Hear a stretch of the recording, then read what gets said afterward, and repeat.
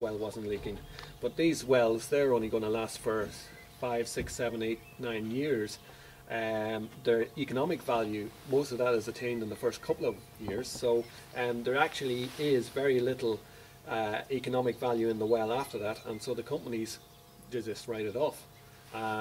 As I understood it as well, so some of these companies are now placing some of these abandoned wells into shell companies, and those shell companies are then being made bankrupt. That's a report that I read somewhere on the internet, and then we're having problems then where the taxpayer is picking up all the decommissioning costs.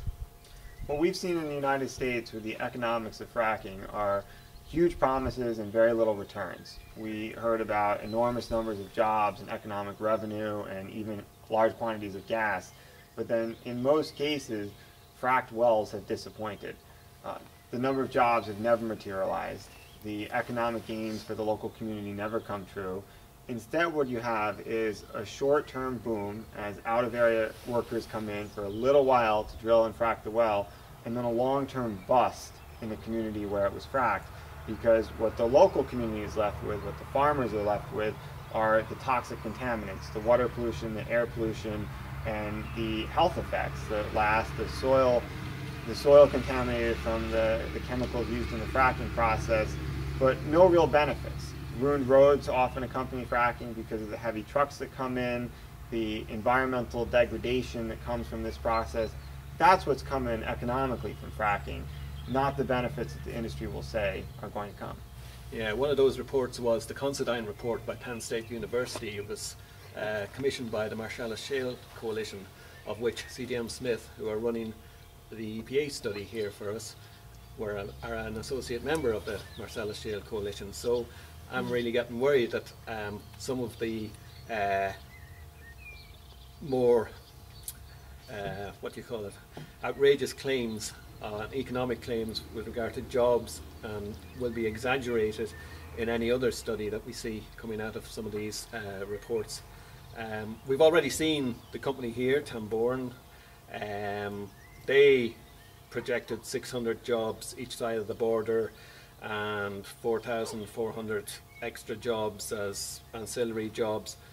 The reality is that an awful lot of those jobs, A, wouldn't exist, and B, the skills don't exist here anyway. Right. And the other problem that we were having is that nobody seemed to be taking into account the fact that whatever jobs that may be gained from this industry, that there would be a whole pile of other more sustainable jobs lost. Well, I think that's a really important point. You know, the future really lies in renewable energy, and for every dollar you invest in renewable energy, you create far more jobs than those dollars invested in fossil fuel development. So if you're looking to create jobs and economic benefit, sort of long-term prosperity, go for renewables. You know, invest in renewables in the communities. That's local power. It doesn't come with negative health and environmental effects. So that's really important. The other thing with fracking that we've seen is the production of the wells has been precipitously disappointing, as the amount of gas that they promised in things like the Penn State study, it hasn't come up. They really exaggerated the amount of gas that they could get out of the wells because that allowed them to get more money from investors to frack more wells. But it all ended up being a giant Ponzi scheme as the jobs and the money and the gas didn't materialize. The other argument that's given here is that because Ireland imports, and Ireland as an island, shall we say, imports about 90% of the energy she needs, we've got a problem with regard to energy security. You know, we're on the long end of a gas pipeline from Russia, is what people are saying, even though at the moment we don't get our gas from Russia. One area of concern for me again has been that we've been talking over this last couple of days about having to include public health within any decision-making process, but I'm seeing even worse stuff happening, like for example in the 2013 North-South ministerial document, the energy security, which previously was defined with having an affordable supply and without harming the environment, they're starting to knock off even the environmental consequences, and having an affordable supply as defining energy security. We're trying to get public health into the equation, and they're already trying to take out the Department of the Environment and Environment out of the equation.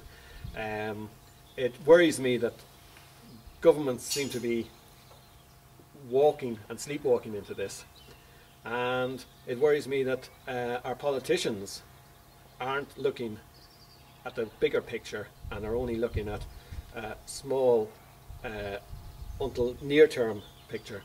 And was there any sense of that in the New York experience, that politicians were brave enough and people were brave enough to look outside their short-term gains for them publicly and look to the long term?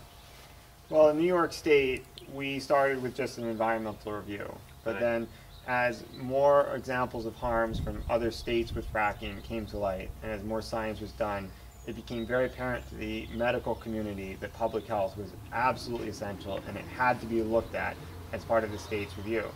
Fortunately, our governor, Governor Cuomo, took that information to heart, and in 2012 started a public health review to look at the question of what are the cumulative public health risks and outcomes from shale gas drilling and fracking.